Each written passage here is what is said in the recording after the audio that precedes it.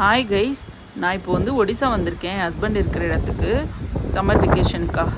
சம்மர்னு கூட பார்க்காம அப்படி ஒரு மழை வெளுத்து வாங்குதுங்க.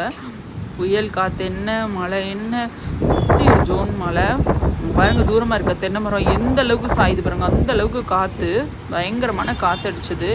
மழையும் பயங்கரமாக பெஞ்சுது. பயங்கரமான இடி சவுண்டு, மின்னல், அப்படியே ரொம்ப ஒரு 1 hour கண்டினியூஸாக பெஞ்சிருக்கும். அப்படியே கிளைமேட்டே டோட்டலாக மாறிடுச்சு. நல்லா சூப்பராக என்ஜாய் பண்ணோம். இந்த கிளைமேட்டுக்கு ஏதாவது சுட சுட சாப்பிடன்னு போல் இருந்துச்சு. அப்புறம் இன்னும் 1 week தான் ஹஸ்பண்ட் இருக்கிற இடத்துல நான் இருப்பேன். அதுக்கப்புறம் திரும்ப தமிழ்நாடு வந்துடுவேன். உங்கள் எல்லாருக்குமே தெரியும், தமிழ்நாட்டில் நான் ஒரு ஸ்கூலில் வந்து டீச்சராக ஒர்க் பண்ணுறேன்.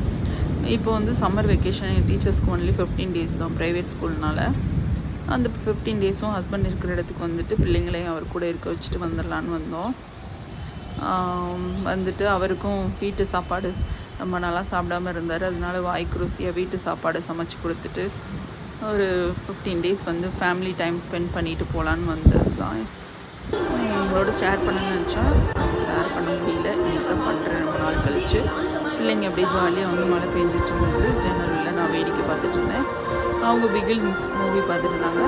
நம்ம முதலமைச்சர் விஜய் அவர்கள் சிஎம் ஆனதும் போதும் என் பிள்ளைங்க 2 முதலமைச்சர் விஜயோட படம் தான் திரும்ப திரும்ப பார்த்துட்டே இருக்காங்க. அவருக்கு அவங்க சார்பாக ஒரு வாழ்த்து, என்னோட சார்பாகவும் வாழ்த்து. பார்ப்போம், வந்துட்டு ஸ்கூல் டீச்சருங்களுக்கெல்லாம் விஜய் அவர்கள் என்ன செய்வாருன்னு எதிர்பார்த்து காத்துட்ருக்கேன். நான் வந்து 10th வந்து 2 தடவை பாஸ் பண்ணியிருக்கேன். நீங்கள் எத்தனை தடவை பாஸ் பண்ணியிருக்கீங்கன்றத கமெண்ட் பாக்ஸில் கமெண்ட் பண்ணுங்கள். ஒரு தடவை நான் வந்து 98 எடுத்தேன், ஒரு தடவை 85 எடுத்தேன். அப்புறம் வந்து சூப்பராக அழகான ஒரு வானவில் தெரிஞ்சுதுங்க மழை நின்னதுக்கப்புறம். சரி, அதையும் கவர் பண்ணலான். அது நல்ல பெருசாக அகலமாக தெரிஞ்சுதுங்க. நான் ஃபோன் எடுத்து கவர் பண்ணலான்னு வரும்போது பாதி மட்டும்தான் தெரிஞ்சுது. இங்கே பாருங்கள், அந்த பாதி காமிச்சிருப்பேன் பாருங்கள். சூப்பராக இருந்தது. என் குட்டி பையன் அதான் ஃபஸ்ட் டைம் பார்த்தான், அவனுக்கு என்ஜாய் பண்ணான். அப்புறம் ஒடிசாவோட ஃபேமஸ் ஃபுட்டு வாங்கிட்டு வாங்கன்னு சொல்லியிருந்தேன் ஹஸ்பண்ட்டை.